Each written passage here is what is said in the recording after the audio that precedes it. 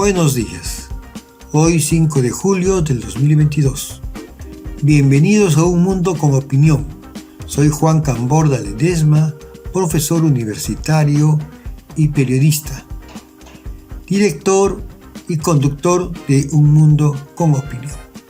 La paz armada, una falacia de las armas disuasivas.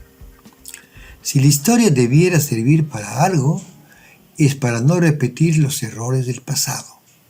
Pero parece que la humanidad, o mejor dicho, los gobernantes de los países del mundo, no han aprendido nada de la historia. Por eso persisten en la guerra y han creado enemigos a quienes hay que destruir. Las más crueles guerras han sido las religiosas y los fanatismos nacionalistas, donde el enemigo deja de ser un ser humano para convertirse en un objetivo al que hay que liquidar.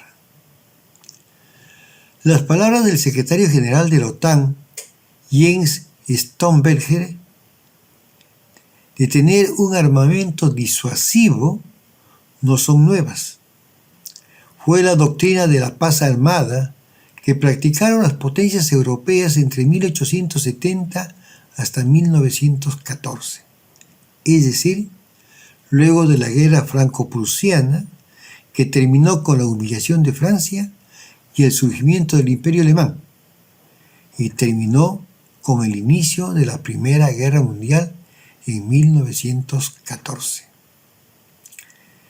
Terminada la guerra, derrotada Alemania y humillada por los vencedores, el economista británico John Maynard Keynes advirtió que no se debería tratar de esa manera a Alemania, porque eso generaría un resentimiento y que, por el contrario, sería motivo para incentivar una búsqueda de venganza, y no se equivocó. Un ex cabo, nacido en Austria, Adolfo Hitler, inflamó con su demagogia al pueblo alemán a buscar la reivindicación de la Gran Alemania, y en menos de una década la volvió en la potencia militar más poderosa de Europa. Solo Rusia pudo detenerla con un costo enorme, 30 millones de muertos.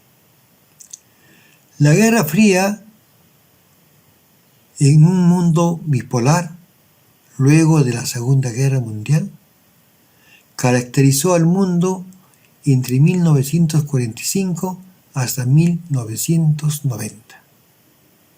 En ese periodo hubo una carrera armamentista entre Estados Unidos y la Unión Soviética en la producción de bombas nucleares, cada vez con mayor potencia. Y se sumaron otros países. Francia se volvió potencia atómica, Inglaterra, potencia atómica, China, potencia atómica, India y posiblemente Pakistán e Israel. Todos eran conscientes que una hecatombe nuclear sería el fin de la civilización y ningún pueblo se salvaría. Einstein, con su deslumbrante lucidez, dijo: "No sé cómo será la Tercera Guerra Mundial, pero la cuarta será con piedras y palos". Y mientras el secretario general de la OTAN pide armarse más para tener una fuerza disuasiva, no solo para defenderse de Rusia, calificado como el gran enemigo, sino de cualquier otra potencia que ponga en riesgo la seguridad de Europa, así no tenga fronteras con ella, y que la guerra debe continuar hasta la derrota total de Rusia, como ha señalado el presidente de Estados Unidos, Joe Biden, y lo ha repetido Pedro Sánchez, el presidente del gobierno de España, al finalizar la cumbre de la OTAN en Madrid. Rosemary DiCarpio, la encargada de asuntos políticos del Consejo de Seguridad de las Naciones Unidas, alertó que ningún país quedará intacto si no se detiene la guerra en Ucrania. agregando que el ciclo de muerte, destrucción, dislocación y perturbación debe detenerse por el bien de Ucrania, por el bien de Rusia y por el bien del mundo entero. Lo ha dicho una mujer. Y las mujeres a veces son mucho más sabias que los hombres cuando gobiernan. Pero está hablando de una guerra convencional entre Rusia y Ucrania, que afecta al mundo por las sanciones impuestas unilateralmente a Rusia por los países de la OTAN por orden del presidente de Estados Unidos, Joe Biden, quien envía más armamento a Ucrania y pide que todos los países de la OTAN hagan lo mismo. Es como si estarían echando gasolina a un incendio. Biden pertenece a una generación que vio 2 películas gracias a las cuales se puso fin en parte a la carrera armamentista en el mundo con la fabricación de bombas nucleares cada vez más potentes. Las películas fueron El planeta de los simios 1 y El día después. Les recomiendo a los jóvenes, a las personas que no las vieron, que las vean. Están en YouTube, pueden encontrarlas en YouTube, para que entiendan por qué la juventud europea se puso en pie en ambos lados del muro y los jóvenes norteamericanos también hicieron lo mismo para exigir que se paralice la producción de bombas nucleares y se destruya parte del arsenal que tenían tanto Estados Unidos como la ex Unión Soviética. Porque después de la Tercera Guerra Mundial no va a haber vencedores ni vencidos. Va a ser el fin de la civilización. Hoy estamos atravesando una situación más grave que la ocurrida en 1962, cuando un avión espía de Estados Unidos detectó la instalación de misiles de alcance medio en Cuba. Gobernaba Kennedy y Estados Unidos, y Khrushchev se pusieron de acuerdo. Estados Unidos no invadiría Cuba ni pondría misiles nucleares en Turquía, y la Unión Soviética retiraría los misiles nucleares de Cuba. Estados Unidos no invadió Cuba, pero sí intentó asesinar a Castro en muchas oportunidades y declaró un bloqueo total a Cuba que dura hasta ahora y la expulsó de la OEA, y todos los países rompieron sus relaciones con la isla caribeña, menos México y Brasil. En Brasil, por desobedecer la orden de Estados Unidos, se dio un golpe de Estado contra el gobierno democrático del presidente João Goulart, se impuso una dictadura feroz y se rompió las relaciones con Cuba. En Vietnam se enfrentaron las 2 superpotencias, Rusia apoyando con armas al Vietcong y a Vietnam del Norte, y Estados Unidos con más de 500.000 soldados, y toda la potencia de su aviación. La guerra duró de 1962 a 1975, dejando un país destruido y gran parte de la selva destruida por bombas que deforestaban y hacían improductiva la tierra.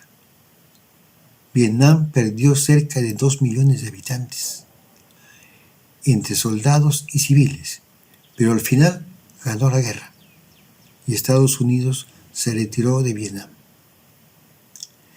En la crisis de hoy están frente a frente las 2 superpotencias de la Guerra Fría.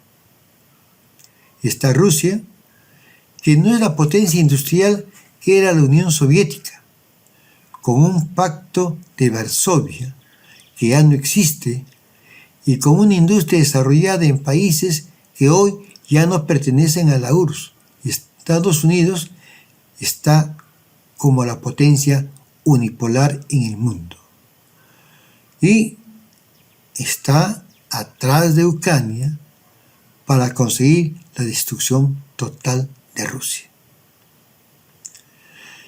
La única diferencia es que Rusia sigue teniendo un arsenal nuclear que puede utilizarlo si se ve invadida por los países de la OTAN, que pueden hacerlo desde el norte, comenzando por Finlandia, por toda la frontera occidental de Rusia y por el sur, por Ucrania y los países del Cáucaso. No debe llegar ese momento. Es hora de que los pueblos dejen de pensar en el Mundial de Fútbol, en las compras y la moda, y se levanten pidiendo que cese la guerra. No la derrota de uno o del otro, sino una paz en la mesa de negociaciones, a través de la diplomacia, como se ha pronunciado China. En el Perú, nadie dice nada, nadie habla de la necesidad de que el país se pronuncie por la paz, que el país haga conocer su voz, aún en solitario, de que cese la guerra y de que se sienten a negociar. Somos un país pequeño, un país sin mayor peso en el mundo, aun cuando hemos tenido a un secretario general de Naciones Unidas como Pérez de Cuéllar, pero nuestra voz debe hacerse sentir y no estar peleando por la mesa directiva del Congreso entre las bancadas buscando aliados.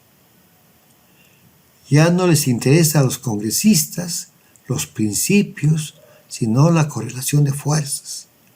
Saben que Pedro Castillo es un presidente en cuidados intensivos y están a la espera de su inhabilitación tras un juicio político aplicando el artículo 99 de la Constitución, no el 117.